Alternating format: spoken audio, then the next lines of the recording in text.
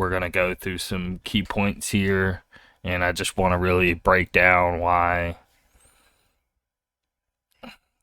Basically, I haven't been using my PS5 that much outside of the exclusive games, which there are 3 of right now, but we'll get into that in a bit. I'm really trying to make a video in the mindset of, you know what, screw PS5, we're fanboying hard, go Xbox all the way, bro, because it's getting, like, I just want to throw as much power and energy all into that thing to really try to showcase just how superior one is to the other after messing with both for 8 months now. And first thing I wanted to showcase here is performance. So both my TV and my monitors, my computer, go to at least 120 hertz, and I've been loving 120 frames per second now on consoles. Even my PC, because I said it's not currently up to snuff to like current games coming out right now. Let's say like Doom, when that came out, I was able to play that at like 100 FPS, or Call of Duty at like 100 FPS, and it's been like super cool. And then whenever I got Xbox, being able to push 120 FPS on that has been amazing because there's a ton of games. So PS5 has 11 120 frames per second games. 11. Xbox Series X has 78. I mean, there is a huge difference between the two here.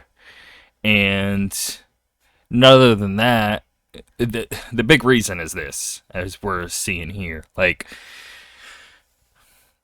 there's multiple developers having issues putting these games onto the system with like the PS5. So I guess what it's seeming like is, I keep reading a bunch of stories, they can do a native PS5 game, and then which pretty much gives them most of the options to do it. But if they were to just like patch a game to unlock some things to take more advantage of PS5, they can do that, but they're very limited in what they can or can't do.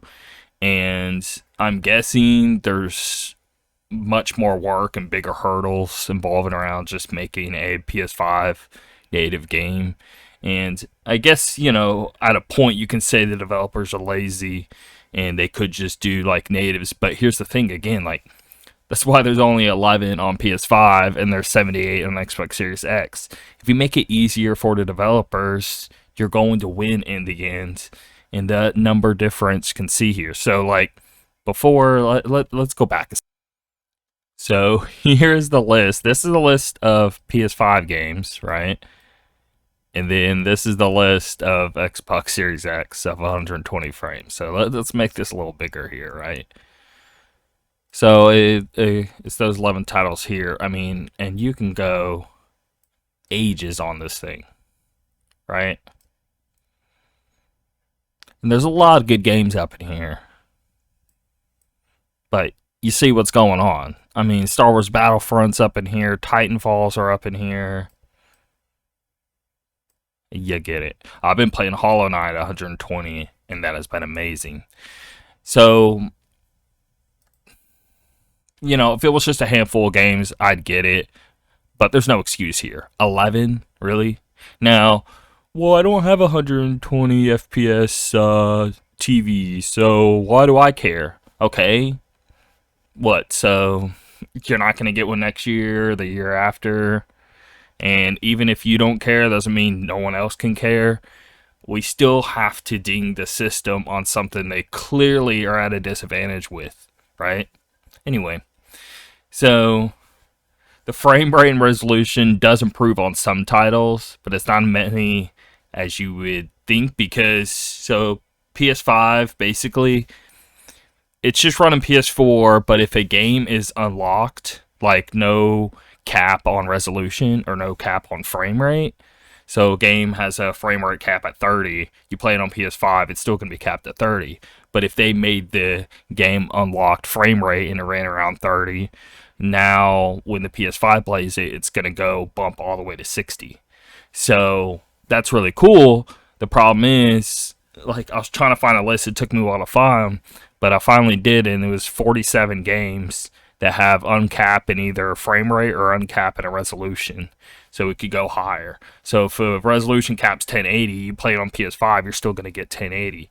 Now on Xbox, I mean, there's literally hundreds. I couldn't list them all on here, but there's hundreds of titles that take advantage of a better frame rate or a better resolution. And hundreds compared to 47 is another huge difference, just like this here. So frame rate, you're taking a hit. Resolution, you're taking a hit. You're taking a hit on 120 FPS games. And then that's not it when it comes to performance. I also wanted to show this here because I was thinking that maybe we're not getting those 120 frame rate games upgrades. Maybe it has something to do with frame rate only being able to go higher if it was a PS5 game. And that's why Mass Effect and Overwatch was having issues, for example. But even this, to where the frame rate is 60 regardless, the developers are saying there's some sort of issue of getting it native on 4K, even with the PS5 version, so they had to just cap it at 1080. Now, they don't explain why, but it's clearly an issue with the system because they're able to do it on Xbox, but yet they can't on PlayStation. And all it is like they're stuck at 1080 instead of 4K. Why? So not only is it frame rate, it's resolution. So it really is either one of these could be the issue. And it's really weird. And I would love to hear answers now. They're obviously purposely like not going to tell because they must know something that they can't say. And they can't just crap all over Sony and then not be able to put a game on their system ever again. So you have to be real careful here. But yeah, this is bad. This is bad. And we're 8 months in. Where are we going to be in 2 years, right? Is this... I mean, we're already at 11 verse 78, in 2 years, there's going to be hundreds of titles that are just going to be, like, far superior on Xbox. And if that's the case, why are you fangirling so hard on PlayStation right now? Anyway, let's move on. I wanted to highlight a PS5 exclusive, something made specifically for the system, not PS4, not Xbox, specifically just PS5. And they're still having issues. And it's a second party game, like published by Sony. Anyway, a bunch of people are having this issue where they can't even play for 2 minutes without it pretty much crapping, and that's it. I have been seeing this like a lot. There is a bunch of articles on this. This is just one of the ones that I found.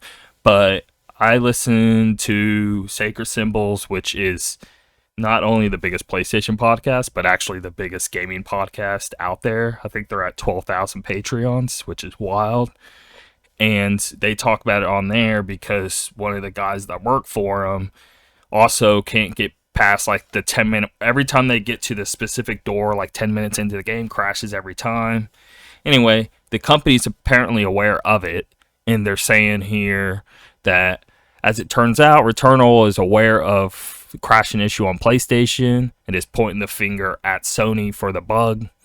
This is an issue with the platform. We've sent our report to Sony. Specifically has something to do with the pre-start system. I don't know what that means, but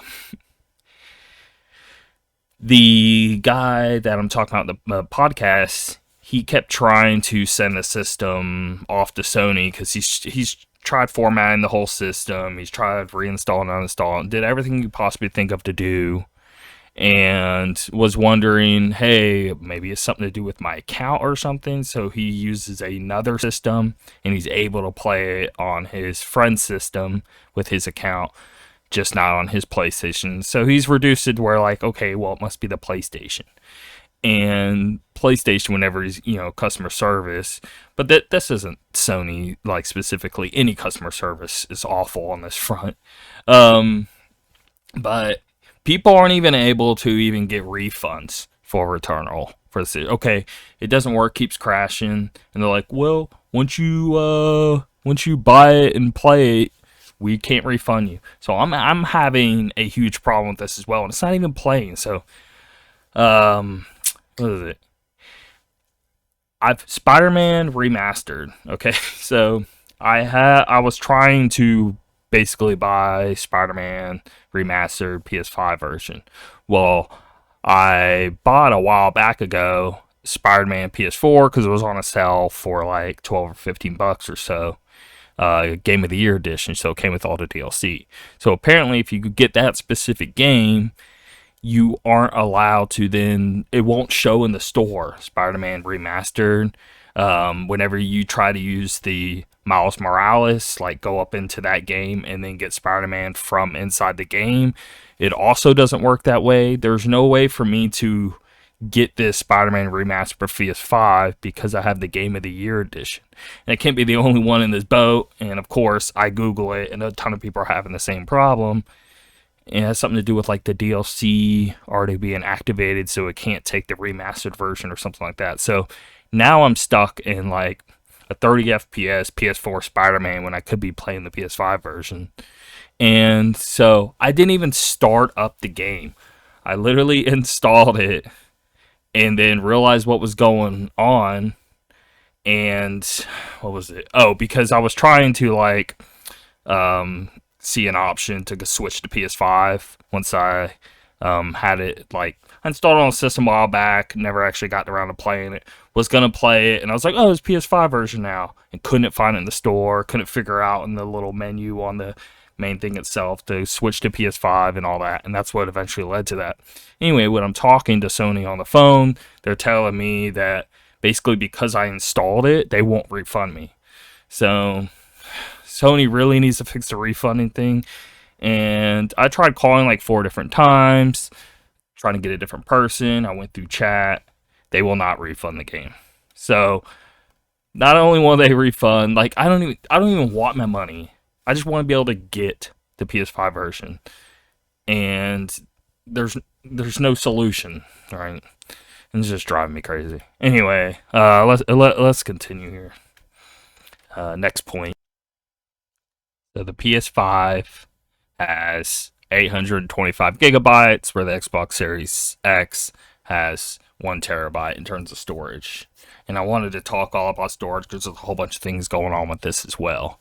So both the Xbox Series X and PS5 has been out for 8 months, and PS5 still has no way of storing installed games. You could hook up an external drive to transfer a game to it that is in an unplayable state that you can later transfer back to the system once you find room at a later time for the game. Xbox has external memory card for an extra 1 terabyte of storage to play off of that has been available since day one. So there's still no way with it. There's still no way with PlayStation to have any storage outside of that 825 that you get. Now, what? I'm having this issue so hard because after 825, once formatting and all that, you realistically have 650 somewhere on there to use. Dude, I know it's a running joke and everyone knows, but Call of Duty, that's like 150 right there. Like, you really can only get like 5-6 games max on the system. And, I mean, all I'm doing is just deleting stuff, adding stuff, blah, blah, blah. And it's just a headache. No one wants to deal with it. I don't want to deal with it. It's another reason I don't use it much. And I'll just be like, I'll just play games I literally can't play anywhere else. And that's a big notion right there. Now, it's coming. But, 8 months later, it's still not here. And even when it comes, like, the solution is terrible. So, here's the solution. They want you to open up your system, screwdrivers and all, pop up this little thing right here, and stick it in. It only takes those M2 types, and you gotta take the system apart just to put in a hard drive. Xbox, like, they have the let me show you here. You can buy little memory cards you stick in the side of the system right here. They have Those same M2 drives, you can just buy a little external that hooks into like USB, run it that way. You can also just use like a normal SSD or a normal hard drive and just hook it up, run through that.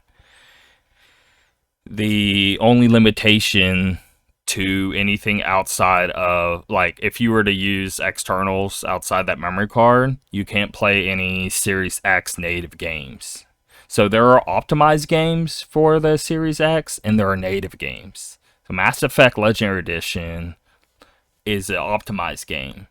So it'll have the XX on it, but it's technically not native, it's just optimized. So it lets you play like 120 frames per second from an external drive, right? And since it's not a native game, the only native game for Series X right now is the Medium. And so you do have to install that onto either the internal or on the memory card here, which the memory card's a whole nother terabyte. So right from the get-go, you got 2 terabytes of super fast internal storage, basically. And then if you need any more, you can just hook up whatever outside of the fact. And PS5, you're literally still stuck with 600 gigs to mess around with, right? Well, okay, out of the 2 terabyte, I guess you got 1.85 to mess around with compared to the 600. Anyway, it's getting bad. Uh, you can also on the Xbox, when it comes to like any version, whether it's a hard drive, SSD, memory chip, whatever, you can still run quick resume even from a regular hard drive hooked up to the system, which I didn't think that was going to work, but it totally works. So the only, again, like, load times are going to depend on which type of hard drive that you're using. The faster it is, the faster the load time, and that's basically it. But it's not going to be like, oh, the load times will be just as slow regardless of what you use, and yes, you lose the internal. No, you're faster the drive, the faster the load time. So it's on you of what you want to get and all that. So being stuck out of the box storage on PS5 is just another ding on why I don't want to play on it as much, because I only have like 5 games installed on it at a time, so it makes it really hard to pick up something new and play for a bit on it, as I have to first play Tetris with the files and always mess with what I want to keep and what I want to get rid of, you know. Next, I wanted to quickly go over quick resume in case you don't really get what's going on. Basically, it will create a category right when you hit the Xbox home button, and it will show your quick resume games. So you could basically select any of those, continue right where you left off without having to worry about like finding a save point. So I've been playing, I think I got 6 or 7 actively going through, and like Bioshock's one of them, right? And I'll switch over and play Outriders for a bit, and then when I want to chill and just want a more story thing, I'll switch over to Bioshock, and I'm just right there, right where I left off, without having to worry about like saving and loading. Or a really good way is like Resident Evil, because you actually have to find save points. But now you don't even have to worry about that, because you can literally just bounce to another game and bounce right back and be exactly where you left off. I'm telling you, it is a game changer. And it's not just a matter of like you just being able to like switch the games as you're playing on the system. What's way nicer is just being able to like drop the system, like, I'm done for the day, and then tomorrow you pick up the system. Let's say you want to play something different than what you were playing last night. You can pick a totally different game, and then 3 days later you're like, oh, I want to go back to Resident Evil, and you just select it, and again you're right back where you're at. So you can mix it up, and it's a game changer. And it's one of those things you don't think you would want or care until you start using it. It's like getting a newer car that's got like seat warmers, or even cool the seat for you. Like, I'm not getting a car for that, but once you get it, and then it's freezing, you get in your car in the morning and it just instantly warms up, and you're like, oh, this is nice, like, it's a nice system, and it really makes you appreciate it. So that's it. Let's move on. So next, I wanted to talk about save files because it's been a headache. So on like the PS5, okay, you'll be playing a PS4 version of the game. Oh, go and play the PS5 version. Well, where's my save at? Or you're on like PS Now, and then you want to then you have the game in your system. You bought it later, whatever, and you want to continue where you left off. Where's my save? Let me show you. So here's this guy, who's playing Bloodborne on PS Now, and then he bought the digital copy. He wanted to keep playing. And why does this even have to be a question you're asking? Why isn't it just on your account, and you just play wherever, and your save's there? Anyway, and there's this whole thread of everyone saying all this stuff on what you do, what you can't do, blah, blah, blah. And every game there's a different solution or no solution at all. So some people are saying here Borderlands doesn't work at all with it. I know with like Avengers, and I'm trying to think of Final Fantasy 7. Okay, so I just got the Final Fantasy 7 interlude DLC and all that. So I knew because I've been down this road before with other games. I was like, well, let's go ahead before the game even comes out, download the PS4 version. And then sure enough, when I download that, it was like hours before the PS5 version came out. It was like 10 o'clock that night. And they added an option on the main menu there to upload the save file. So I did that, which the game's like 90 gigs. So then I like turn around, okay, PS5 version's up. Okay, download PS5 version now. And then you got to go in there, okay, download the save. So you literally got to download like over 200 gigs of files just to switch a save over. I mean, it's ridiculous. And that's what, like, when I'm using my Xbox, I am really like, wow, smart delivery is not, I don't know, some buzzword, marketing word, whatever. Regardless of whatever system I'm playing, like, I could be playing the exact same game on my phone through Game Pass or whatever. Okay, I installed on my PC. It pulls the save. My phone pulls the save. I play on my console. It pulls the save because it's all just on my account. I'm using the same account and it's just pulling from there, regardless of where it's coming from. It could be a Xbox 360 game. It can be an original Xbox game. It could be an Xbox One, Series X, whatever. And it will not only pull the save, it will know what system you're playing on, and then you play that version with your save, So PS5 is having issues as well, where like people would download a game and it would be the PS4 version, not the PS5 version, and people would be like, "Man, I got a PS5 and it's not even really like pretty much the same thing as PS4." But they had no idea they were running the PS4 game, and you gotta like hit start and it'll show really small on there, PS4, PS5. It's not smart delivery, I'll tell you that. So anyway, it's a headache. It's a headache. And then people have data caps still with internet. Like, I'm lucky, I have fiber, but so many people I know personally deal with like, oh yeah, I can only download like 2 terabytes in a month. And then what? Most of that's gone because you downloaded like 2 of each game. And these games are like 100 gigs. Anyway, they got to figure this out. Next up, we got back compatibility, which, if you don't know, they're killing it here. And it's great, So Xbox has where you can play original Xbox, Xbox 360, Xbox One, and Xbox Series titles. With PS5, you only get PS4 games, first of all. And then with those PS5 games, there's only 47 games, like I've mentioned prior, that are unlocked frame caps or unlocked resolution caps, so you can even get advantage running it on a PS5. Compared to what, like, I think it's like 800 titles or something like that on Xbox's side of all the different generations, right? Xbox Series X, you have access to hundreds of games with improvements to frame rate and resolution, and where PS3 or PS2 isn't even supported over there on PS5, you get, is it 700 supported Xbox 360 and original Xbox titles, and then all of the Xbox One games on top of that. So, for example, like I've been playing Lost Odyssey.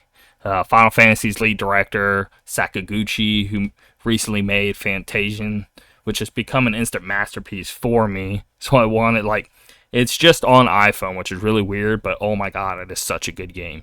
Look it up. They make like physical dioramas, and then they scan those dioramas like 3D cameras. Use a bunch of crazy tech to basically, like, when you're playing the game, you're seeing real life objects that you're running around in, and it's really pretty. But outside of the visuals, I mean, it's a really great story. It's really like mature and dark and weird, just like Lost Odyssey. You know, he's definitely in that like style. Anyway, so I'm going back and playing Lost Odyssey, right? And wow, it looks so much better than it did like 360 days. Go watch a video of them comparing the two so you see what I'm talking about. But you're talking like the frame rate would go in like the 20s back then. The resolution was really poor. And then you play it here on this and it's like 4K, butter smooth FPS is great. Anyway, and then like even Knights of the Old Republic on the original Xbox bumped up 4K, 60, boom, let's go. And that game's like 20 years old and it is looking great. Anyway, just seeing like older games getting so much like love and attention and just looking amazing just really makes me happy, and it's such a plus on like game preservation, you know. And that's what's so aggravating is over any, I mean, not over anyone. I'd say Nintendo or Sony. Nintendo or Sony is like huge, amazing back catalog. And Sony is not taking advantage of this. There are so many amazing PS1 games, PS2 games, even PS3 games. And it's just like, dude, even just PS1, just throw like 200 PS1 games our way. If you could just like back, because on PS3 you could, PS2 you could, you know, it just, bring it back, dude. Bring it back. Anyway, Titanfall 2, another game that got like recently goes up to 120 FPS now. And they've been doing this FPS boost program. I think there's like 115 games now to where they're like, so even if a game, like the developer usually had to do something with these games with Microsoft for them to like update it. Well, Microsoft finally figured out a way to be like, okay, we need nothing from the developer and we can FPS boost it. So if it's like 30 FPS, we can boost it to 60. If it's a 60 FPS game, we can boost it to 120. Like, and it's more than just upping the frame rate, not do anything else, because then you would cause some glitches, stuff like that. They do address all issues after boosting the frame rate, and then that's why there's some games that can do it and some can't. But Titanfall 2 at 120 is one of the coolest experiences you'll ever have. I'm just saying in general, like, shooters have become so much better for me this generation, and I haven't been much of a shooter guy, but it is so much fun now. Like 120 FPS is such a game changer. Neo, that's on PS5. That was one of the few games of the 11 that has 120 frames. Totally makes that game. Talk about the perfect Ninja Gaiden game. I mean, I think they're better than Ninja Gaiden, to be honest, especially with this 120 frame rate. Anyway, let's move on. But you see what I'm saying, though. Like, the back compat with the PS5, trash. Save files are trash. No quick resume. Was it? Storage issues are terrible. The performance crap. Barely any 120 frame games. Whole bunch of bugs, whole bunch of crashes, whole bunch of weird crap with not the system itself, but even with certain games with the system. And then you have situations to where, like, you get a worse resolution or a worse frame rate, even though they're on both systems because of some weird PS5 thing or something. There's a lot going on, and it's like, why are people still just defending this thing of like it's the greatest thing since sliced bread? And there's just so many issues. Yeah, I guess they're just like, man, it's new, get better over time, whatever. Okay. So let's go. Let's see what's next. Now this is like the showstopper.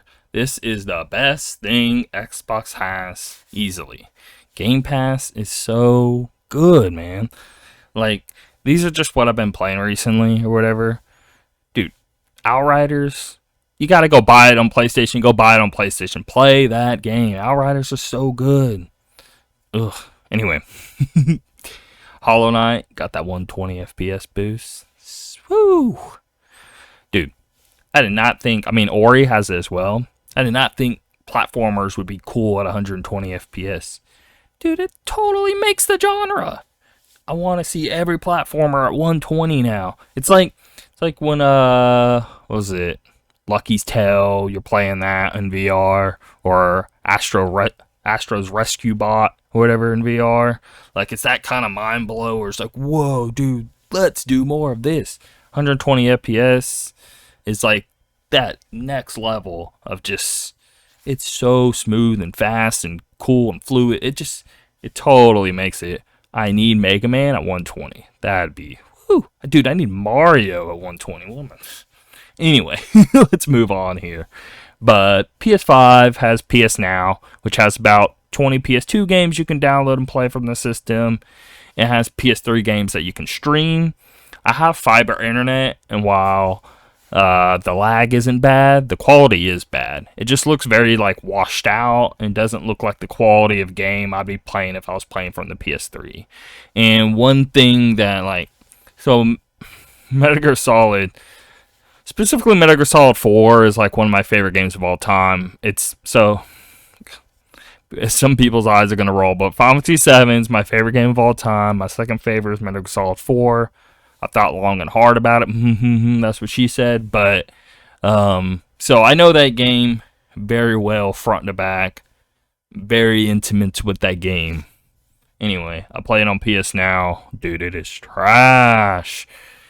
And I remember posting about it and a bunch of people being like, it looks good. I don't know what you're talking about, or complaining about. And maybe it's just because it's like my favorite game of all time kind of level, and that's why I'm noticing it. But I can't play it on there. That game is way too good to be just being all bleh. It's just all fucking washed out and trash looking.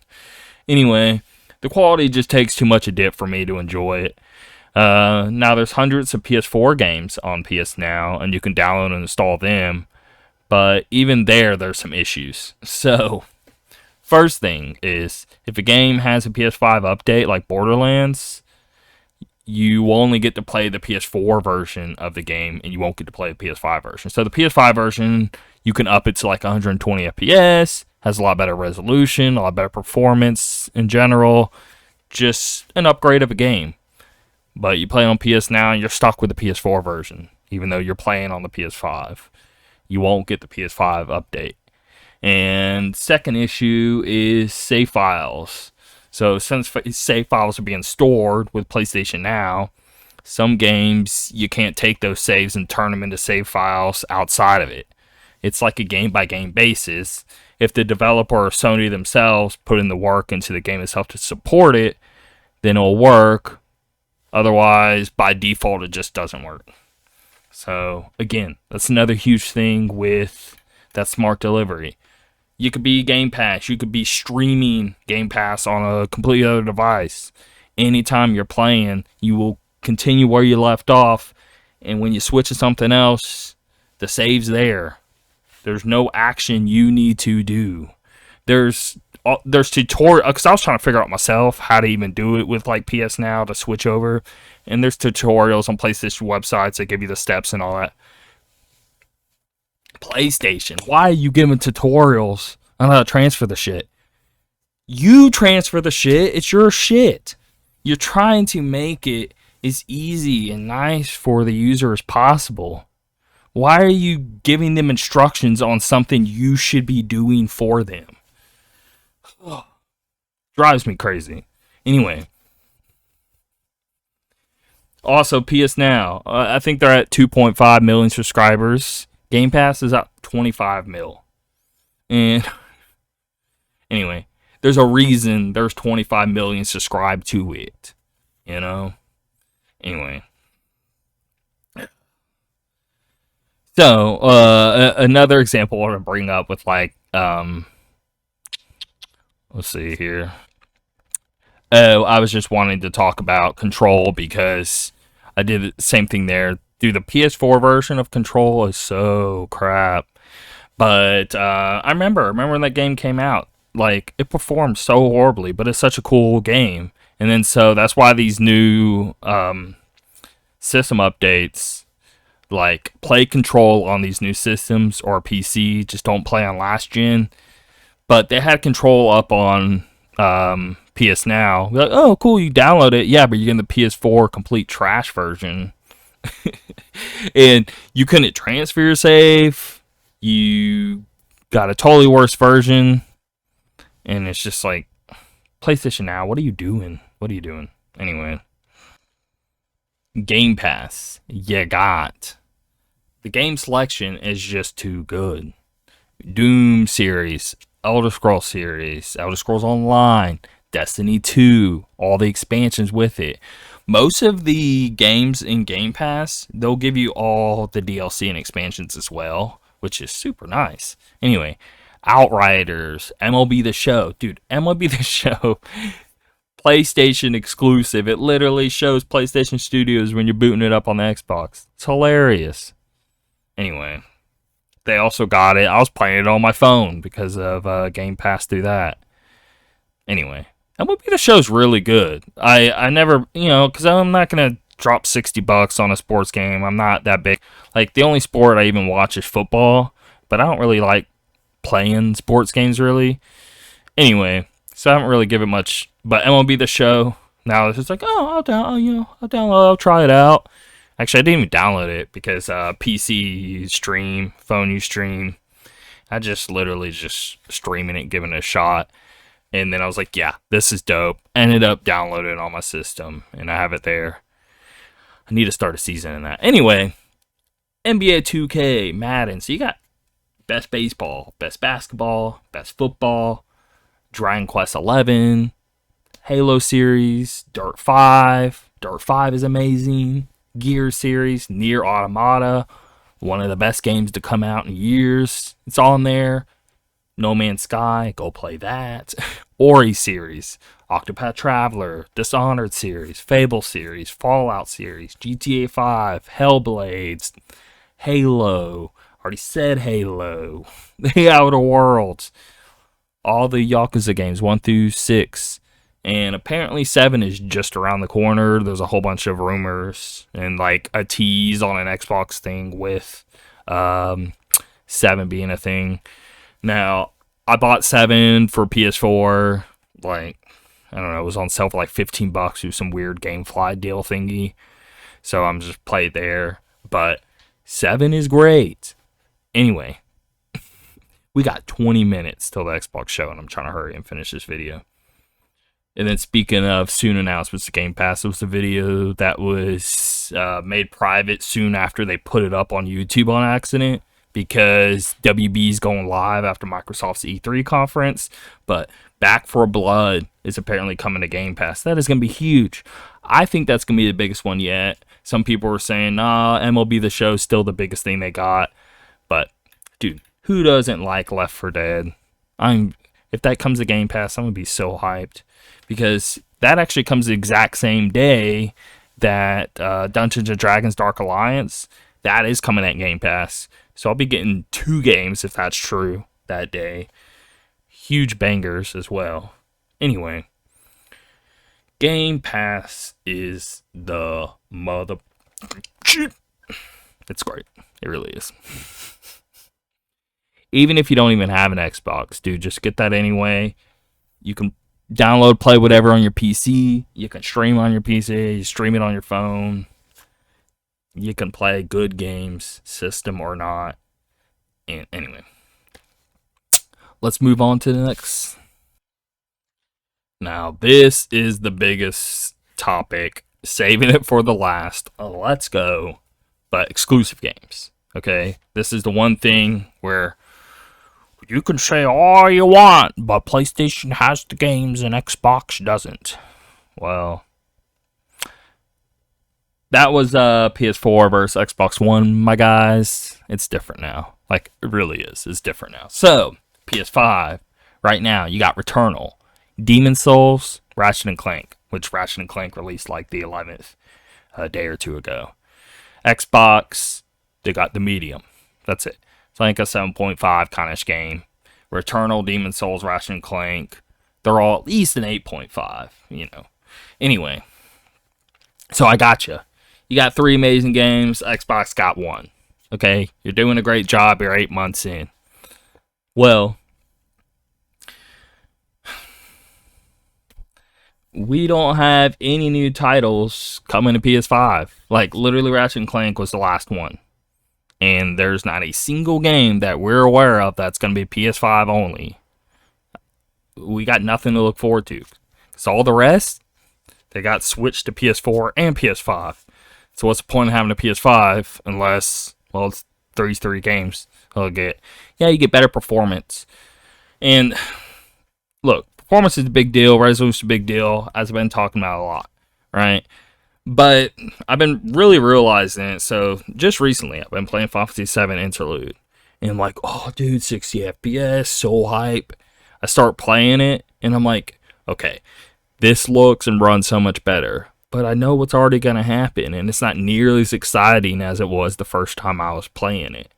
And then I was like, is it really that much? You know, it's nice, but it's not that much of a reason, like, to where you now have to do it in a, like, make or break kind of deal. It's a nice feature, just like Quick Resume is a nice feature, right? But it's not a have to thing. And that's the big thing with it. And I think I'm realizing that now. Because, anyway, and I was so bummed. God of War, the next one coming to PS4. Because, dude, I don't care what anyone says. How are you going to take full advantage of a PS5? The power is astronomically higher than a PS4 that came out like 8 years ago. Okay? Like, the SSD stuff alone. But it's far beyond SSD. Oh, loading. No, the SSD is far beyond just a loading fix, okay? The way a game is installed on SSD, solid state, and then connected directly with the, like, motherboard, and it's, like, straight circuits from one to the next. Every part is, it's like genius level manufacture that these new systems have done, okay? How everything runs into each other, because like the PC, it's a lot more separate of like each part, and of course they work with each other, but the streamlined approach on these new systems is a huge game changer, and you can take so much further advantage. But it's not even just that. Like, the numbers alone of the specs alone are like 3, 4, 5, 6 times more powerful. The SSDs, I'm like, I think literally like 51 times better than a normal hard drive in the amount of power you can now supply the system with your game. It's some weird, crazy stuff. Mark Cerny did that thing right when PlayStation 5 was coming out on how big of a leap a PS5. Sorry, I got a call, and I was ranting a little much anyway. So we got those 3 games PlayStation compared to the one of Xbox. But going forward, Sony's not even going to be at E3. Microsoft's literally 15 minutes about to go live. I got to jump on that, and I'm finishing this right now. So we'll see whatever games. But Xbox got 23 studios under the belt now. PlayStation has, I think, 16 or 17, right? The games we already know coming to Xbox. Let's see here. Fable Gears of War 6, Perfect Dark, Halo Infinite, Starfield, Elder Scrolls 6, Scorn, Hellblade 2, Everwild. Everwild's a game being worked on by Rare, who did Sea of Thieves, which, go play that game again. If you played it at launch, it's a million times better. You'll actually really believe in Rare as a company, and that Everwild game looks amazing. But these was it 1, 2, 3, 4, 5, 6, 7, 8, 9. 9 games are huge games. I'm not just naming any basics. There's obviously way more than that. There's like a cool Tunic game. I don't get into it all. But PS4, what was there? 12 amazing titles on there throughout the 8 years that it was out. There's already like 9 here. Even if half of them failed and there's 5. Dude, Xbox has 23 studios. Okay? Like, in an 8-year gap, even if a third of them, like, was only good and 2/3 shit the bed, okay, we're still going to end up with, like, 20 great games. Anyway. So, I'm going to get off here, go on to the live video here, upload this. This is going to be uploaded after the fact of the conference, or I guess maybe even midway through. But I wanted to put this out before this because I think this conference is going to be a banger, and I really wanted to see my tone before Xbox really took over the world. Anyway, so we don't know of any more PS5 exclusives. Stuck to playing one game at a time with no quick resume option, no storage options. Games releasing underperformance and performance due to developments with the system, with games like Mass Effect Legendary Edition, Overwatch, Biomutant, only 120 FPS games compared to Xbox's 78. Far worse back compatibility. Far worse subscription model. Save file issues. Far more system bugs and crashes. Not even showing up at E3 where Nintendo and Microsoft is. So I'm confused on what the argument is for someone owning a PS5 over an Xbox Series X right now. Only valid thing I think of is the future prospect of games. But like we just mentioned, what future prospect? They have nothing. We don't know of anything. Anyway, I think that will do it. Xbox has got that big master plan going on now to where they're going to start installing Game Pass on TVs. They're already getting manufacturers like Samsung and LG to push that too. They're making streaming sticks.